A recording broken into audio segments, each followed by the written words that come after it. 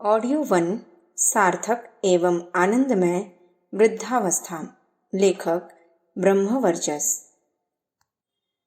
आप यदि आयु के 50 वर्ष पार करने जा रहे हैं तो इस पुस्तक का अध्ययन अवश्य करें। इस पर चिंतन मनन से आपके भविष्य के जीवन की सार्थकता सुनिश्चित हो सकेगी। यदि आप अभी युवावस्था में ही हैं, गृहस्थ हैं, विद्यार्थी हैं, तब तो यह पुस्तक और अधिक उपयोगी सिद्ध होगी। वर्तमान जीवनचर्या में, आचार विचार में, चिंतन और चरित्र में यदि किसी प्रकार की त्रुटि है तो उसे दूर कर सकेंगे, भविष्य की समुचित तैयारी कर सकेंगे, अपने साथ साथ परिवार एवं समाज का भी कल्याण कर सकेंगे। यदि आप एक समाज सेवक हैं तब तो आपका दायित्व और भी अधिक बढ़ जाता है। समाज के अन्य विचारशील परिजनों को संगठित करके वृद्धजनों के कल्याण हेतु रचनात्मक पहल करने में यह पुस्तक बहुत ही सहायक होगी। वृद्धावस्था भगवान का एक वरदान है। इसकी गरिमा को समझें एवं इसे उपयोगी और आनंदमय बनाएं। वृद्ध कौन? संसार में प्रत्येक जीव की जीवन यात्रा में वृद्धावस्था एक आवश्यक पड़ाव है। उसी प्रकार मनुष्यों में भी यह एक सामान्य एवं प्राकृतिक स्थिति है। जिसने भी जन्म लिया है, समय के साथ उसके शरीर का विकास भी अवश्य होगा। यह तो संभव ही नहीं है कि वह सदैव एक अबोध बालक या युवा ही बना रहे। आयु बढ़ने के साथ शारीरिक क्षमताओं का ह्रास प्रारंभ होगा और वृद्धावस्था आएगी भी। विकास की इस स्वाभाविक गति से हम सभी परिचित हैं। फिर भी हम देखते हैं कि अधिकांश व्यक्ति बुढ़ापे के नाम से ही घबराते हैं, यह जानते हुए भी कि आयु बढ़ने के साथ ही बुढ़ापा तो आना ही है। वे मानसिक रूप से अपने को इसके लिए तैयार नहीं करते।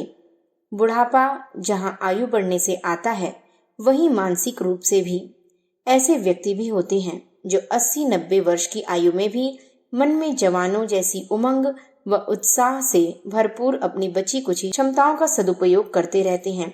वहीं अनेकों तो 30-40 वर्ष की आयु में ही थके हुए, ओजहीन, उत्साहहीन, दीन दुखी दिखाई देते हैं और हर समय नैराश्य में डूबे रहते हैं। परमपिता परमात्मा ने प्रत्येक जीव का शरीर ऐसा बनाया है कि वह एक निश्चित काल तक कार्यशील रहता है। इसे ही उस जीव की आयु कहते हैं। संसार में जितने भी जीव जंतु हैं, उन सभी की निश्चित आयु है। कुछ कीट पतंगों का जीवन तो केवल कुछ घंटों का ही होता है, जबकि व्हेल मछली 300 वर्ष तक जीवित रहती है। इसी प्रकार भगवान ने मनुष्य शरीर की आयु सामान्य रूप से 100 वर्ष निर्धारित की है। आयुर्वेद का तो यह सिद्धांत है कि 100 वर्ष तक मनुष्य शरीर युवा रहता है। 100 वर्ष से 120 वर्ष तक वृद्धावस्था तथा उसके बाद जरावस्था होती है, जब शरीर जर्जर हो जाता है। यह तभी संभव है जब प्रारंभ से ही आयुर्वेद के नियमों के अनुसार संयमी एवं सात्विक जीवनचर्या का पालन किया गया हो। यजुर्वेद में भगवान से यह स्पष्ट प्रार्थना की गई है कि सूर्यदेव की सहायता से हम 100 वर्ष की आयु प्राप्त करें। 100 वर्ष तक देखें, 100 वर्ष तक कानों से सुने, 100 वर्ष तक उत्तम वाणी बोलें, 100 वर्ष तक दीनता रहित रहें और 100 वर्ष तक शरद ऋतुओं को पूर्ण करते हुए उससे भी अधिक समय तक आनंद पूर्वक रहें। तच्छुर्देव हितम पुरस्ताच्छु क्रमुच्चरत पश्येम शरदः शतम जीवेम शरदः शतगम शृणुयाम शरदः शतम प्रब्रवाम शरदः शतमदिनाः स्याम शरदः शतम भूयश्च शरदः शतात्। हम 100 वर्ष से अधिक तक जीवित ही न रहें। हमारी आंख, कान, वाणी आदि सभी ज्ञानेंद्रियां एवं कर्मेंद्रियां भी भली भांति कार्यरत रहें। इसी उद्देश्य से ऋषियों मनीषियों ने मानव जीवन के 100 वर्ष की अवधि को 4 काल खंडों में बांटकर जीवनचर्या का निर्धारण किया था। ब्रह्मचर्य, गृहस्थ, वानप्रस्थ एवं संन्यास। ब्रह्मचर्य के 25 वर्ष की अवधि में नियम संयम का कठोर अनुशासन पालन करते हुए उत्तम पुष्ट शरीर की आधारशिला रखी जाती थी। वहीं बौद्धिक एवं मानसिक विकास का भी अधिकाधिक प्रयास किया जाता था। गृहस्थाश्रम में रहते हुए 50 वर्ष की आयु तक व्यक्ति अपनी क्षमताओं प्रतिभाओं का यथोचित उपभोग करते हुए सुख चैन का जीवन व्यतीत करते थे। साथ ही पारिवारिक एवं सामाजिक दायित्वों का निर्वहन भी करते थे। पर इसके बाद वानप्रस्थ एवं संन्यास परंपरा के अनुसार समाज की निस्वार्थ सेवा के कार्य हेतु स्वयं को समर्पित करना होता था। इस जीवन शैली के अनुसार मनुष्य वृद्धावस्था को भी उसी आनंद से भोगता था जैसे अपने बचपन और जवानी को।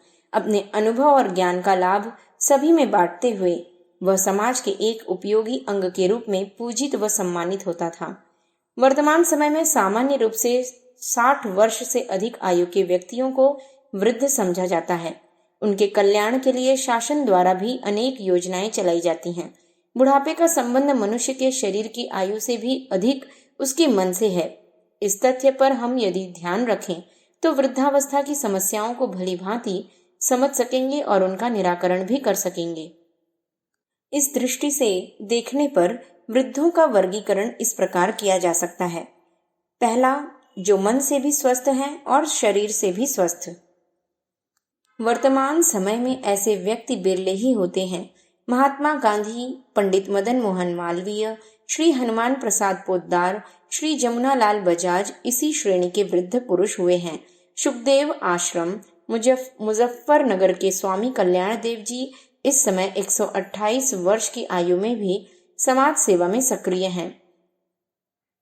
गौरधाम राधा कुंड मथुरा के श्री ब्रिज सुंदर दास जी महाराज 105 वर्ष की आयु में भी अपने जीवन का रचनात्मक सदुपयोग कर रहे हैं।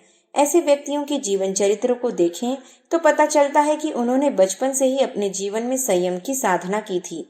स्वयं ही एक शिक्षक की भांति अपने शरीर को कठोर अनुशासन में बांध कर रखा था, जिसके फलस्वरूप उनमें तेजस और वर्चस की अभिवृद्धि हुई, जिसका आनंद उन्हें वृद्धावस्था में भी प्राप्त होता रहा। दूसरा, जो शरीर से अस्वस्थ हैं पर मन से स्वस्थ हैं।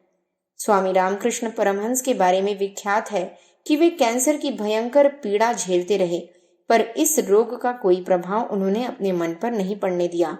अंत समय तक पूरी लगन से साधना एवं समाज सेवा के कार्य में जुटे रहे। इसी प्रकार अनेक संत, महात्मा, महापुरुष हुए हैं जिन्होंने शारीरिक अस्वस्थता के चलते हुए भी कभी अपने को असहाय वृद्ध नहीं समझा। हमारे आसपास ही कुछ ऐसे व्यक्ति आज भी मिल जाएंगे जो अस्वस्थता, विकलांगता एवं अभाव की परिस्थितियों को भी हरि इच्छा मानकर हर हाल में प्रसन्न दिखाई देते हैं। वे न तो समाज पर बोझ होते हैं और न अपने परिवार पर। तीसरा, जो शरीर से स्वस्थ हैं पर मन से अस्वस्थ। समाज में ऐसे व्यक्तियों की संख्या सर्वाधिक है। वृद्ध ही नहीं, अनेक युवा भी इसी प्रकार के होते हैं। उनके मन में संतुष्टि का भाव तो कभी आता ही नहीं। संसार में सर्वत्र उन्हें बुराई ही दिखाई देती है और प्रत्येक व्यक्ति शत्रु जैसा प्रतीत होता है। उनकी इच्छाएं, कामनाएं असीमित होती हैं और अपने स्वार्थ व लोभ के अतिरिक्त उन्हें कुछ सोचता ही नहीं। वे प्रत्येक व्यक्ति से अपनी सेवा एवं इच्छा पूर्ति की आशा तो रखते हैं, पर स्वयं किसी को फूटी कौड़ी भी नहीं दे सकते। वे हर समय कुढ़ते खींचते रहते हैं, स्वयं भी दुखी होते हैं तथा दूसरों को भी दुखी करते हैं। चौथा, जो शरीर से भी अस्वस्थ हैं और मन से भी अस्वस्थ हैं। ऐसे व्यक्ति परिवार एवं समाज दोनों के लिए विकट समस्या उत्पन्न कर देते हैं। वे अपनी शारीरिक दुर्बलता एवं अक्षमता का दोष भी दूसरों पर ही मढ़ते हैं। उनका आचरण अधिकतर एक विक्षिप्त के समान होता है। ईर्ष्या, द्वेष, खीज आदि उनकी दिनचर्या के अंग बन जाते हैं। उनका चिंतन सदैव नकारात्मक होता है और वे कभी किसी की भलाई के बारे में सोच भी नहीं पाते। पांचवा, अत्यधिक जर्जर और असहाय। कुछ वृद्ध व्यक्ति ऐसे भी होते हैं जिनका शरीर लंबी बीमारी आदि के कारण अत्यंत जर्जर हो जाता है। मानसिक रूप से ठीक ठाक होते हुए भी वे शारीरिक रूप से असहाय होते हैं। वृद्धावस्था एवं आर्थिक स्थिति। आयु बढ़ने के साथ साथ मनुष्य की अपनी आवश्यकताएं बहुत ही कम हो जाती हैं। खाने कपड़े पर भी अधिक व्यय नहीं करना होता। फिर भी आर्थिक संबल तो हरेक को चाहिए ही। आर्थिक दृष्टि से वृद्ध व्यक्तियों को निम्न वर्गों में रखा जा सकता है। जिन्हें कोई आर्थिक समस्या नहीं है। सामान्य रूप से नौकरी, व्यवसाय, कृषि आदि से व्यक्ति इतना कमा लेता है कि वृद्धावस्था की आवश्यकताएं सरलता से पूरी हो जाएं। यदि किसी कारण परिवार और समाज का सहारा न मिले तो भी उन्हें पैसों की कमी नहीं खलती। जिनके पास उनकी आवश्यकता से अधिक धन संपत्ति है। वर्तमान सामाजिक परिस्थितियों में ऐसे व्यक्तियों की संख्या बढ़ती जा रही है। उनके बच्चे गांव घर छोड़कर महत्वाकांक्षाओं की पूर्ति हेतु दूसरे शहरों में या विदेशों में जा बसते हैं। वृद्ध माता पिता अपार संपत्ति के साथ अकेले ही बीमारी व अन्य परिस्थितियों से जूझते रहते हैं। एक ओर तो उनकी देखभाल करने वाला कोई नहीं होता, वहीं अन्य चापलूस स्वार्थी व्यक्ति उनकी धन संपत्ति को लूटने के चक्कर में रहते हैं। कई बार तो उनकी हत्या तक कर देते हैं।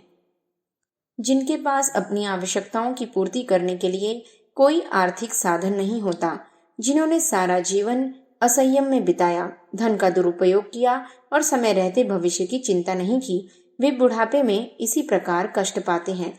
कुछ व्यक्ति ऐसे भी होते हैं जिनके बच्चे जमीन जायदाद, व्यापार आदि पर स्वयं कब्जा कर लेते हैं और माता पिता को भाग्य के भरोसे छोड़ देते हैं। आज भोगवादी संस्कृति से प्रभावित अनेक व्यक्ति इस प्रकार का आचरण करने लगे हैं। वृद्ध व्यक्तियों को एवं उनकी समस्याओं को समझने के लिए इस प्रकार का मानसिक, शारीरिक एवं आर्थिक दृष्टिकोण हमारे लिए अत्यंत सहायक होगा।